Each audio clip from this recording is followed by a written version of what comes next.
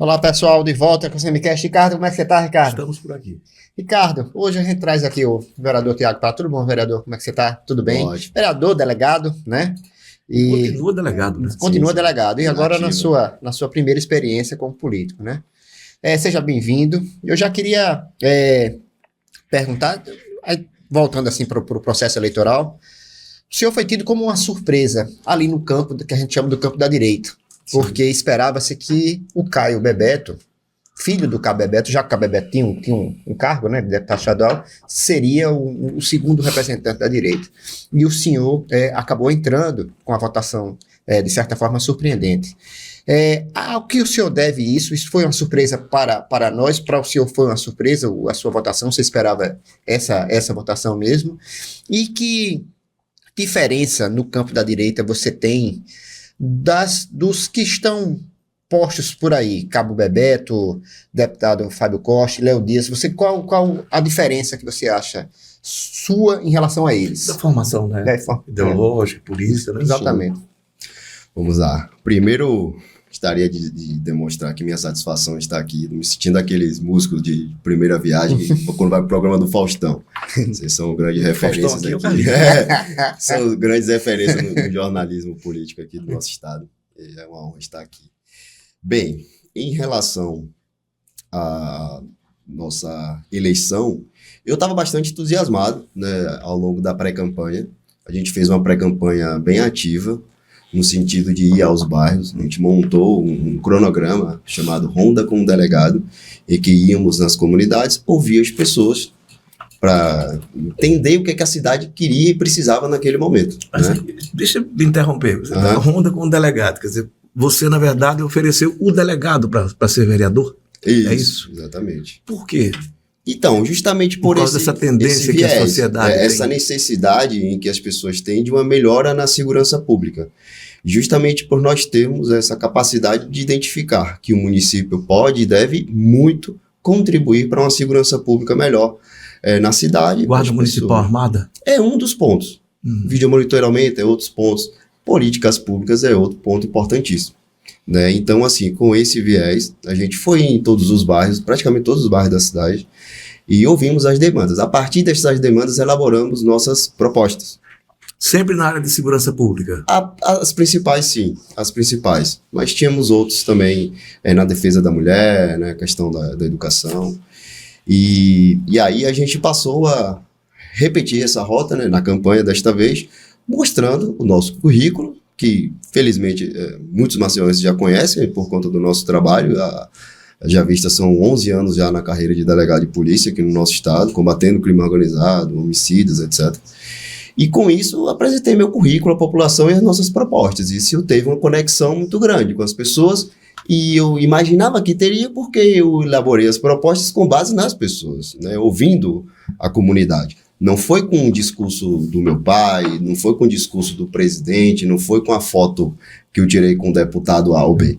Foi com as nossas propostas baseadas na demanda da população. Um monte de gente aí. Você já apontou uma diferença, né? Exatamente. É a partir daí que a gente começa a identificar diferenças, né? Que não são críticas, mas, enfim, são diferenças.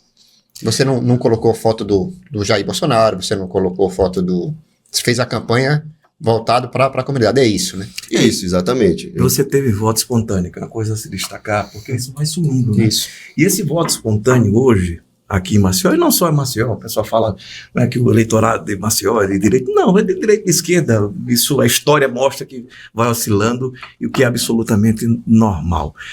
Mas essa onda do policial que se torna político, você acha que ela perdura por quanto tempo? Enquanto a segurança pública for um calo, um problema para a sociedade, acaba que os profissionais da segurança pública, que têm um trabalho reconhecido, que têm um posicionamento firme contra a criminalidade, acaba tendo uma conexão e acaba sendo um espelho, sabe, de representatividade. O que é essa posição firme contra a criminalidade? Existem conceitos os mais variados sobre isso, subjetivo, né? Mas a gente tem critérios objetivos a observar, sobretudo do ponto de vista de legislação.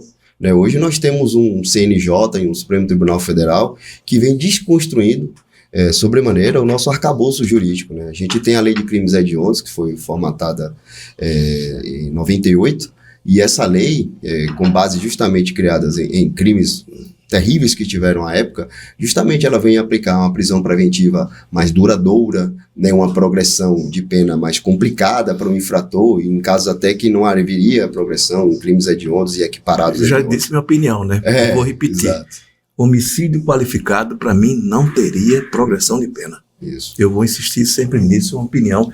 Até porque eu acho que isso, a gente falou aqui muito rapidamente, né, em off, estimula a vingança. O que é uma coisa muito ruim, é um veneno, né, que contamina a sociedade. Mas, por favor, então, seguindo nessa esfera, só um exemplo, né, a Lei de Crimes Hediondos, ela foi desconstruída pelo judiciário, e hoje a gente tem uma necessidade de uma modificação da nossa legislação em nível nacional. Bem, mas eu estou falando apenas num aspecto de segurança pública de legislação federal, né, que são muitas críticas que eu teço frequentemente em relação a posicionamentos, né, que faço nas minhas redes sociais, e isso conecta muitas pessoas que também pensam da mesma forma que eu. Você acha que é o medo que estimula as pessoas a votarem nos policiais? Não, a esperança de um país melhor, né? Uma esperança de que, tendo pessoas que têm, eu não digo nem policial, sabe, Ricardo? Eu digo pessoas que têm uma pauta da segurança pública, que têm um viés mais de direita, conservador, que seja de uma legislação mais dura. Exemplo do deputado Alfredo Gaspar, né? Ele não é policial, mas ele vem ali da pauta do Ministério Público, né? E, aliás, ele foi promotor da área criminal, né? Isso, bem do Tribunal de Júri, uma atuação muito contundente. Essa ânsia por justiça, né? Resumidamente falando, eu acho que enquanto houver um problema da segurança pública, e ao que tudo indica, tá para se perdurar. A justiça não pode se alargar, não deve se alargar o sentido de justiça social. Claro.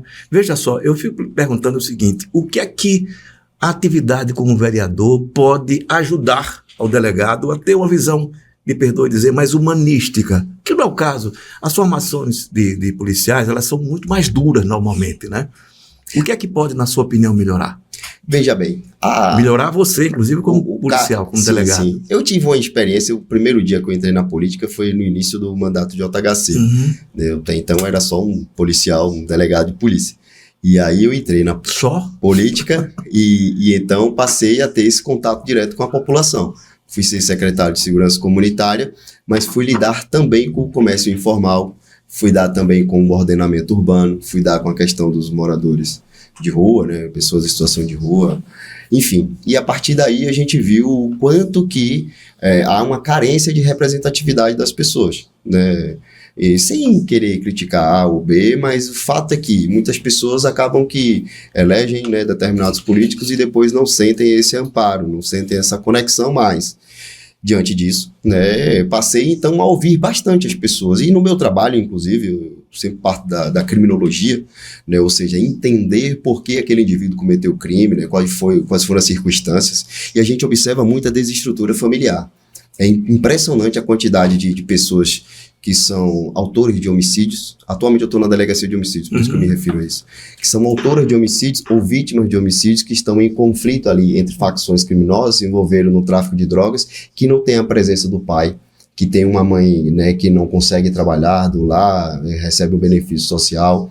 E aí a gente vê uma completa desestrutura social dessas pessoas, a gente vê famílias disfuncionais, né? Total. E muitos vão terminar na política, viu? Eu conheço alguns. Que aliás, chegam a cargos. É uma grande preocupação nossa, inclusive. E então, além disso, né, tem falhas nas políticas públicas. Eu vou citar aqui um exemplo que me vem à mente: Conjunto Maceió 1.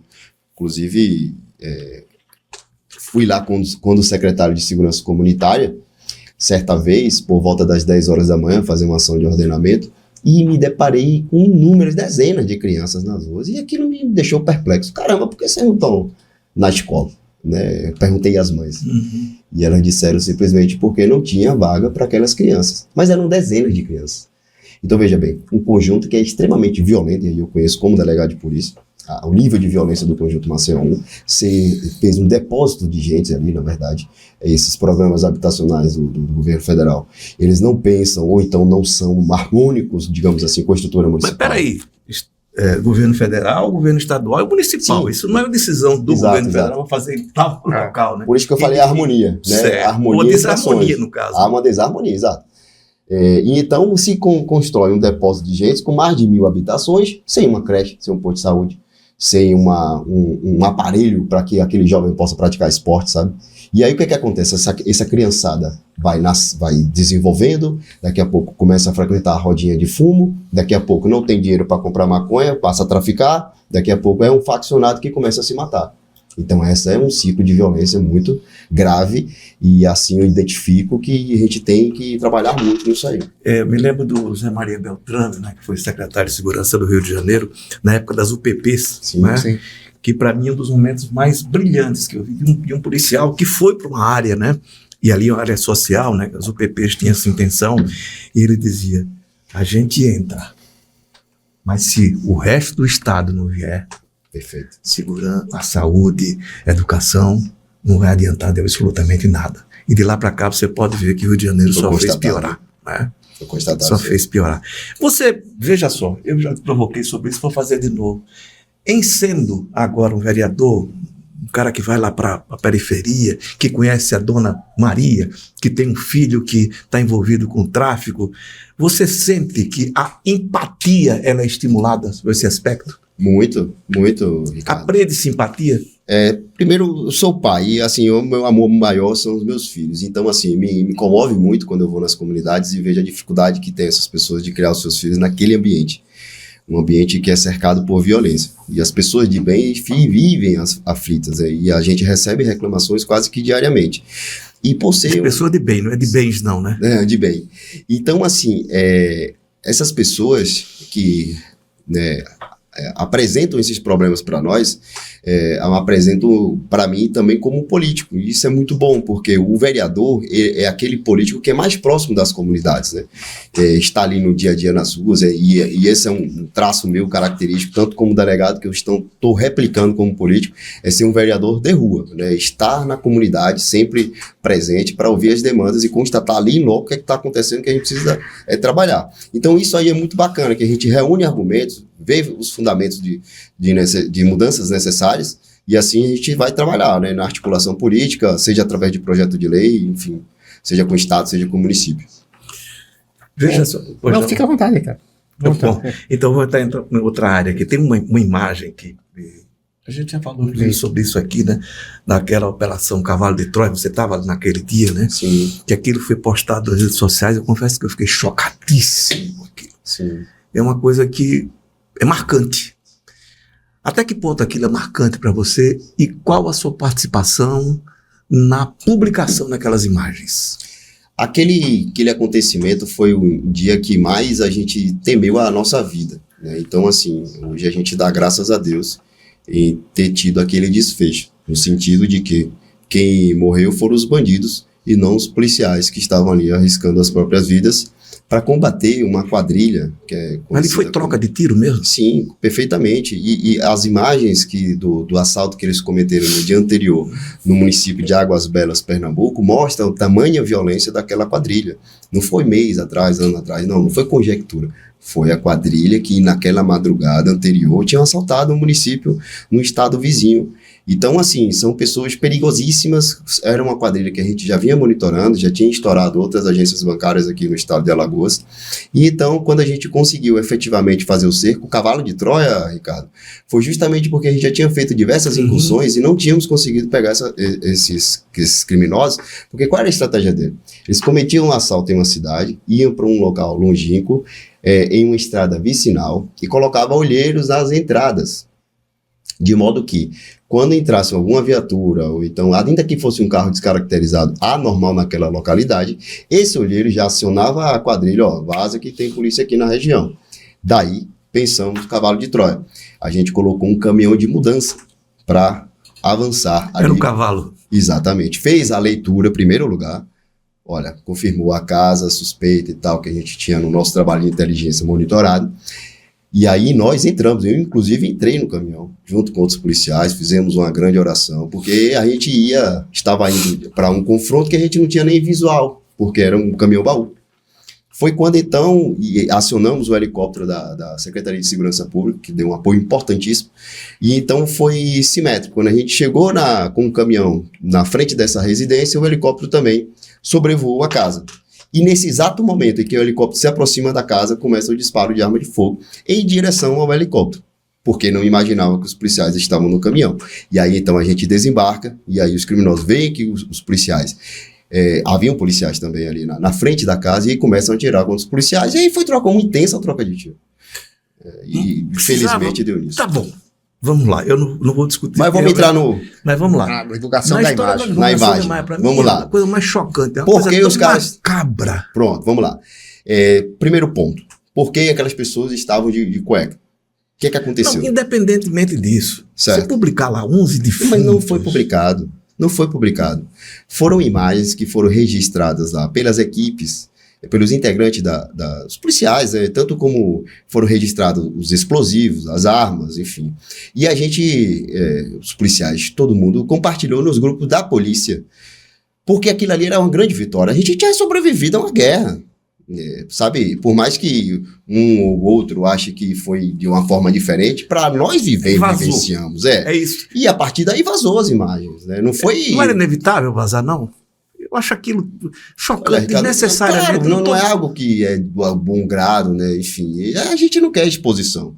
O que a gente quer é resolver o problema, né, da segurança pública. E não tá expondo, né, imagens como aquelas, de forma alguma. Mas, infelizmente, ela veio a vazar, veio a repercutir aí, até nacionalmente. Foi terrível aquilo. Você é adepto do bandido bom e bandido morto, que é uma máxima, né? Entre policiais, não só entre policiais, diga-se passagem, é muito do cidadão comum, né? Repete isso. Você é adepto dessa filosofia? Eu compreendo muito esse conceito, né, de bandido bom e bandido morto por conta do sentimento de impunidade que hoje é disseminado na população. A sociedade não acredita no sistema de justiça criminal e imagina que só há uma solução para o bandido, que é ele ser morto. Mas, evidentemente, eu, como um operador do direito, tenho formação jurídica, eu não tenho como, né, estar aqui afirmando que bandido bom é bandido morto. Não é. A gente precisa de um sistema de justiça criminal que funcione. Né? Para mim, o bandido bom é aquele que cometeu o crime e vai estar encarcerado, enjaulado durante todo o processo criminal, porque se ele oferece um risco à sociedade, é ele que responda preso e no final da sua sentença condenatória permaneça preso o tempo que for necessário, né, com uma pena proporcional à gravidade do crime por ele praticado. O problema é esse, que nós não temos isso. Né? Então, assim, há esse conceito, né, de que bandido bom é bandido morto. E é engraçado, é bandido bom, bandido morto, bandido preto e bandido pobre, né? E não é, enfim, apenas um dito, né? Enfim, da esquerda, digamos Sim. assim. É uma conceituação que, na prática, é isso, né? Normalmente o bandido morto é um bandido preto e pobre. Porque a gente tem, por exemplo, grandes bandidos, né, no poder, né?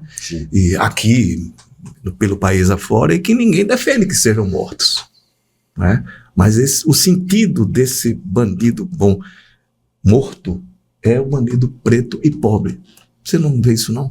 Em relação a esse ponto, isso é uma herança digamos assim, da desordem que foi a Constituição do Brasil, né? Se formou grandes grotões de pessoas, ex-escravos, que não tinham como exercer uma atividade digna, chamaram imigrantes em vez de contratar os escravos. Então, tivemos bolsões de negros, né, formados nessas favelas que, né, repercutiram até a nossa história atual, e aí parte dessa população foi criminalizada. E, proporcionalmente, hoje nós temos, infelizmente, mais negros nas penitenciárias do que pessoas de pele branca. Mas o fato é que hoje a gente tem um cenário em que o próprio presidente da República já foi condenado, não teve trânsito em julgado, mas foi condenado em mais de uma instância e está vivo, né? Então, assim, a gente tem um país em que não há essa aplicação do bandido bom e bandido morto, muito menos a gente pode dizer que Lula é um negro. Não, mas também ficou caracterizado ali em função da atuação do Moro, né, que era uma coisa muito dirigida mesmo, independentemente, e olha, vamos lá, debate mais complexo. Não, independentemente de se entender que havia problemas ali, havia na Petrobras, e é lamentável que no final das contas, até pela atuação do Moro, tenha se apagado tudo. Porque tinha muita coisa ali para se ver e rever. Com muita né? gente. Dinheiro que foi roubado, que foi devolvido, inclusive, né? Por delatores, né?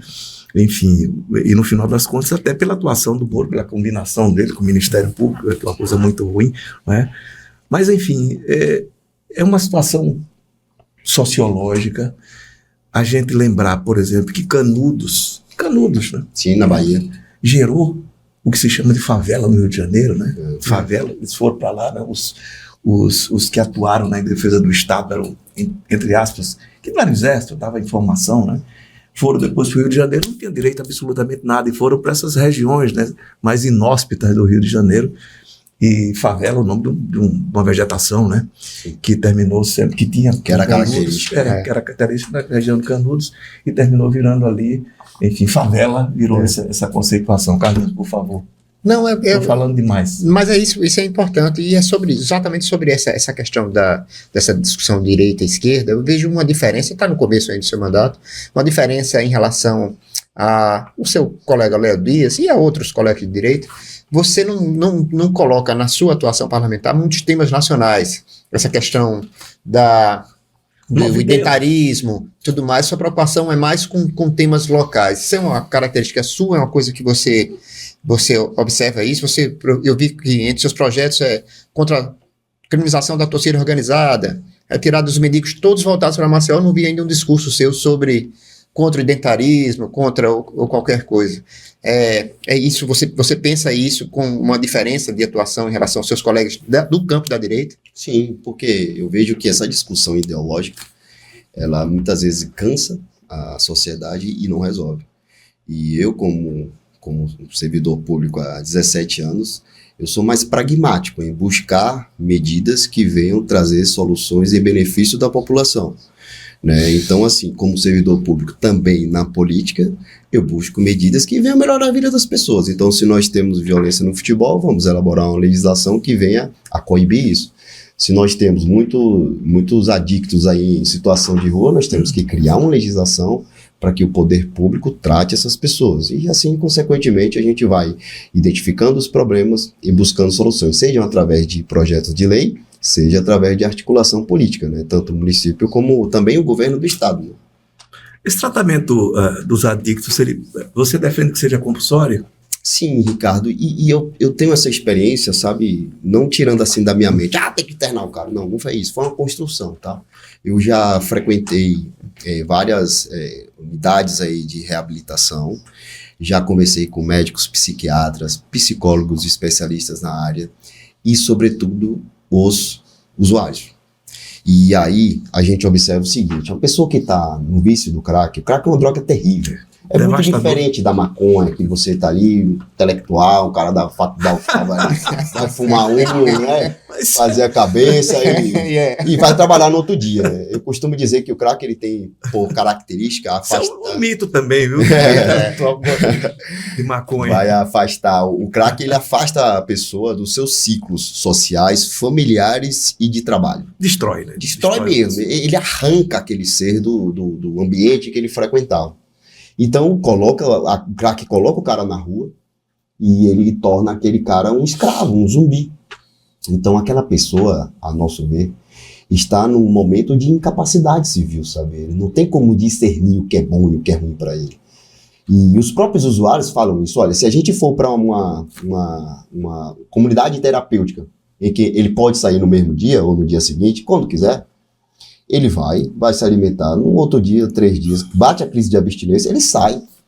A internação compulsória ela não permite que ele saia. Ele tem que ficar lá pelo período do tratamento.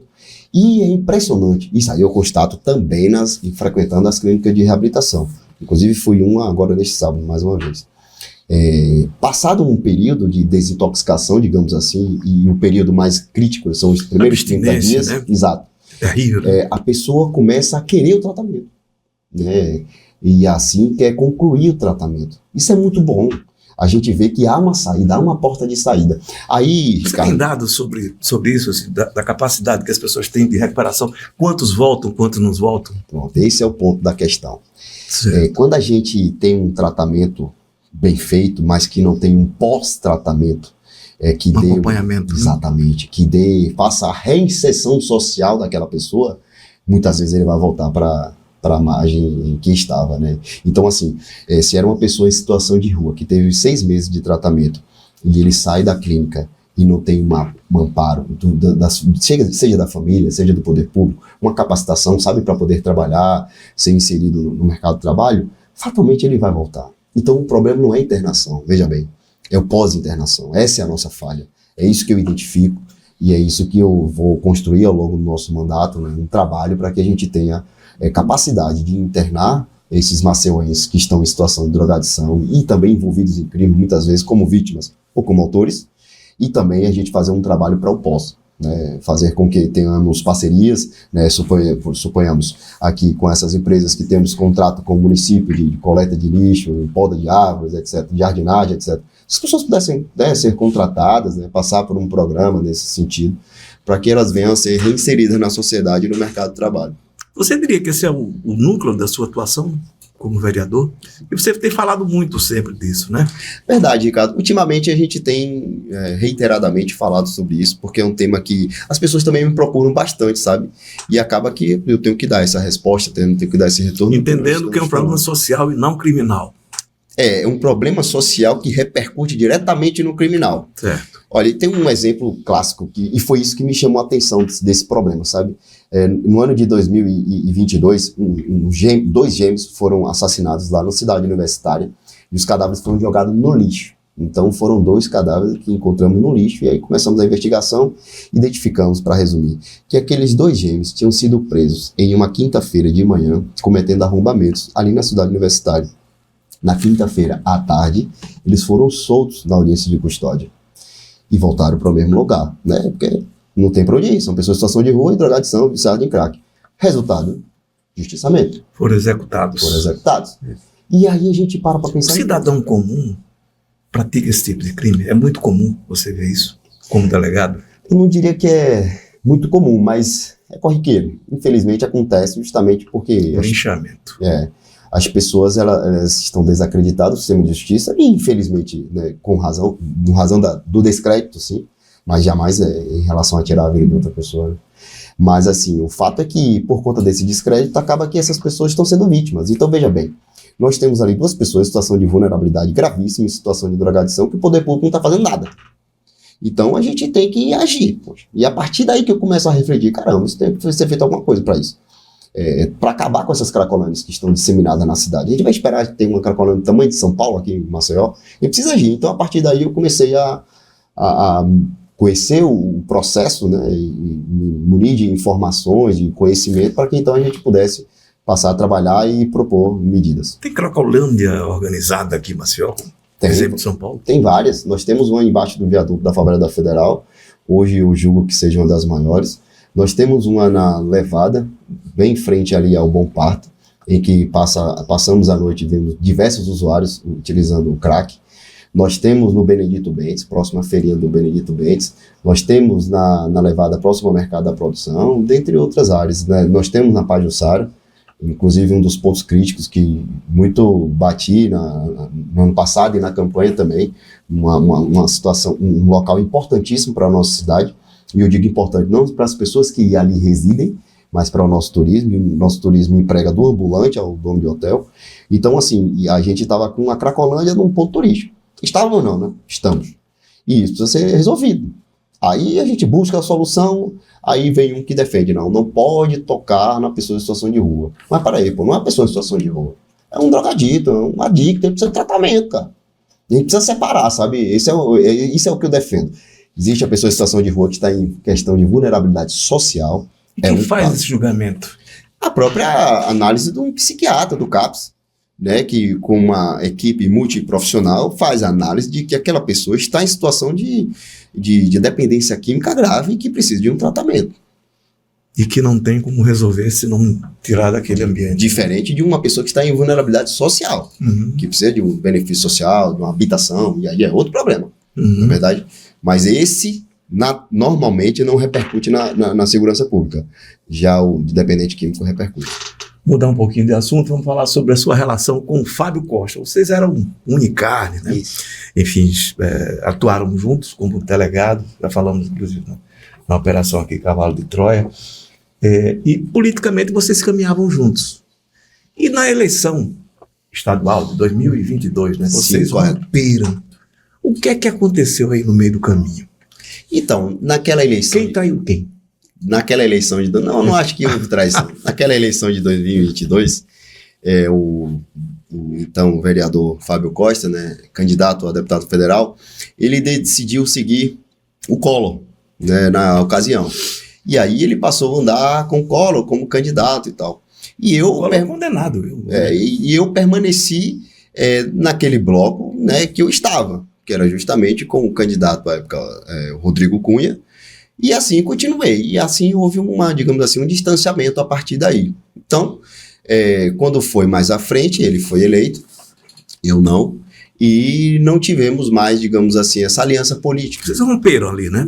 Houve um rompimento. Quando então, nessa campanha de vereador, ele apoiou um outro candidato, que foi o vereador Leonardo Dias, enquanto que eu não tive o apoio dele nem de nenhum outro deputado. O Fredo Gaspar não apoiou? Não. E aí eu segui minha campanha sozinho mesmo, só com nossas propostas, e com Deus e com o povo. Mas com o Alfredo você se dá bem. Me dou bem, sim. E então o Fábio, ele foi seguindo o caminho dele, e como ele foi ser deputado federal, né, hoje reside em Brasília, não há muito contato atualmente. Veja só, por que JHC? Bem, eu primeiro, como eu iniciei a política, né, através de um convite do prefeito de JHC, e também referendado pelo vereador Fábio Costa, à época, para ser secretário. Foi ele que indicou, né, para ser secretário. Né? Exato. E depois não quis indicar de novo, né? Exato. Depois da eleição de 22. Correto. E então, eu passei a admirar o prefeito de JHC, eu acho que é um gestor bem habilidoso, dinâmico, que realmente ele se conecta às pessoas no sentido de buscar soluções para a cidade, sabe? Eu admiro o jeito dele trabalhar, de gerir Maceió, desenvolveu muito Maceió, acompanhei isso de perto e também como cidadão, é inegável o desenvolvimento de Maceió, investe em uma área importantíssima que eu acredito que é o convívio social, inclusive vimos isso de perto lá em Medellín, tivemos a oportunidade de fazer uma visita a Medellín, uma cidade, né, que é icônica, Eu conheço Medellín, do ponto de vista do crime organizado, Pablo Escobar, etc. E hoje é uma cidade... Combate à violência, né? Exato, com o convívio social, veja bem, com ações da prefeitura, né, que então assim, são pautas que conectam totalmente com minha forma de pensar e agir na política, né? E assim, ele hoje também está investindo em vídeo monitoramento, que foi nossa principal pauta aí na campanha, né? Tem totens espalhados na cidade, então assim, ele tem uma forma de governar que me agrada. Você acha que ele vai ser governador? Acredito que sim, Ricardo, acho que o prefeito de JHC está num momento muito bom, está no momento dele.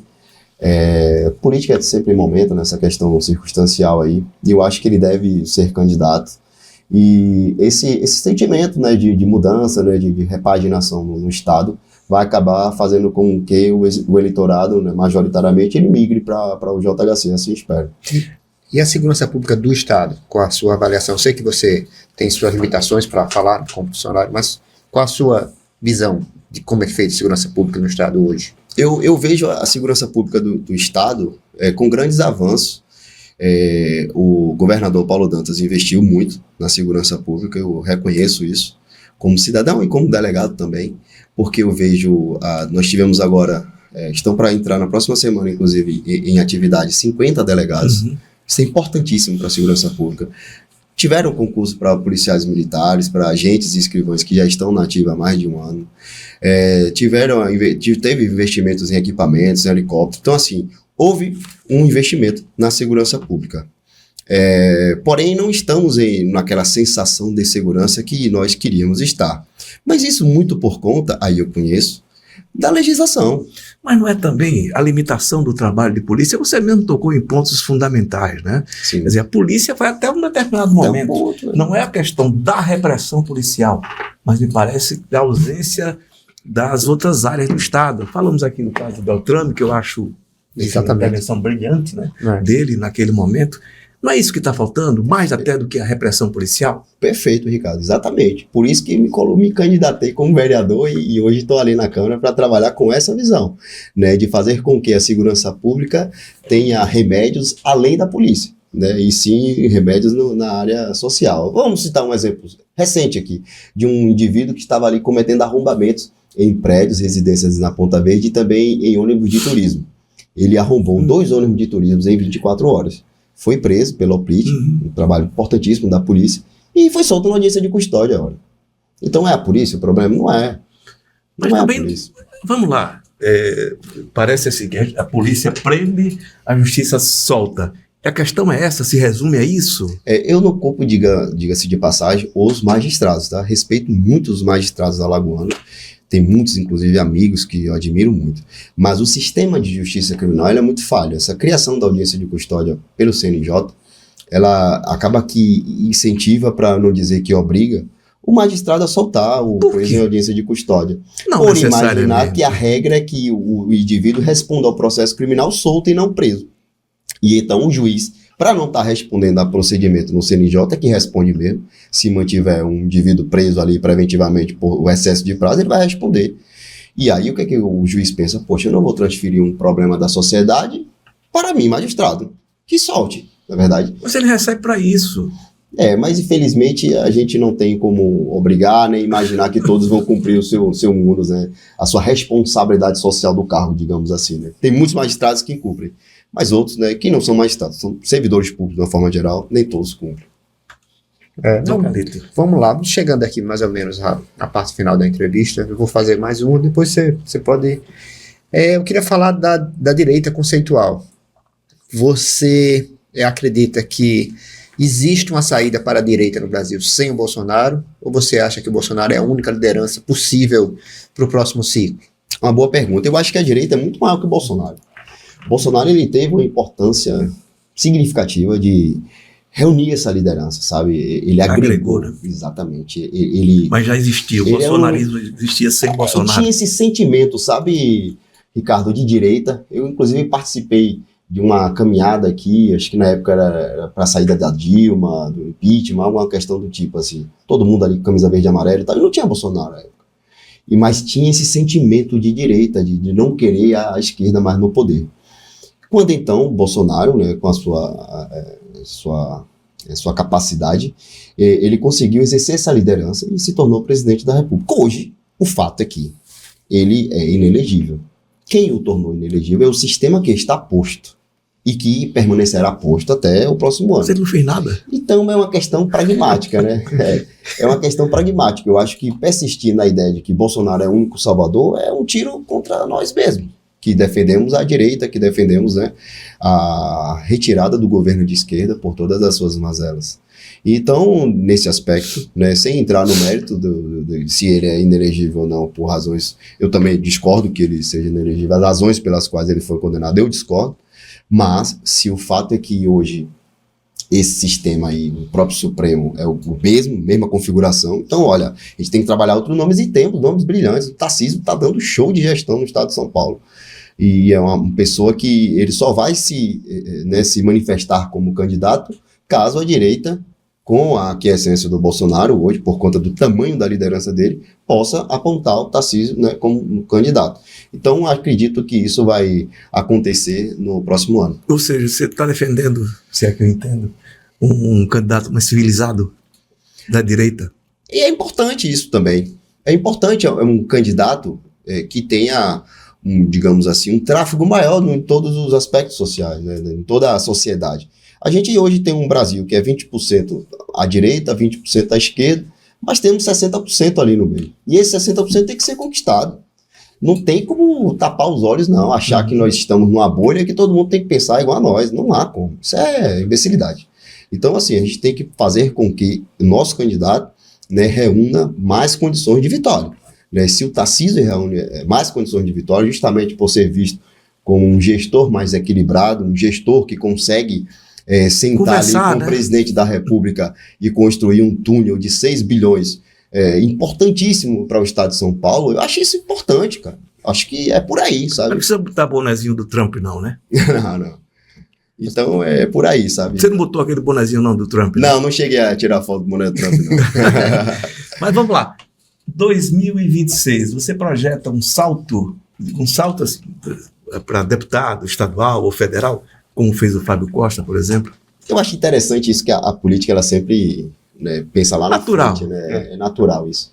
E assim, quando a gente entra na política, tem que jogar o jogo, digamos. Então a gente não tem cadeira cativa, né? Não tem lugar cerrado.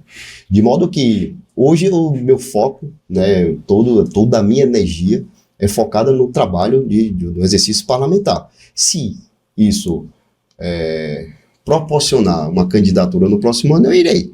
Né? Já agora, é bom um aprendizadozinho. Então, é como eu estou dizendo, Ricardo, não é minha prioridade. De fato não é, de verdade, de coração não é. Não falo nada de candidatura, não sou candidato.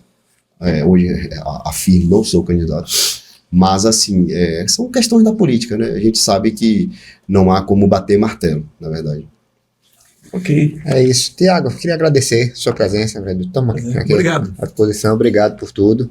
Tem mais alguma coisa que você queria dizer ao público? Não, eu que agradeço muito o espaço, né? Poder aqui debater assuntos importantíssimos e a gente explanar mais as nossas ideias, né? Através dessa conversa que a gente consegue, né? Então, só agradecer o espaço. Um abraço. Obrigado também. Um abraço, Ricardo. Obrigado. Abraço, pessoal. Até a próxima semana.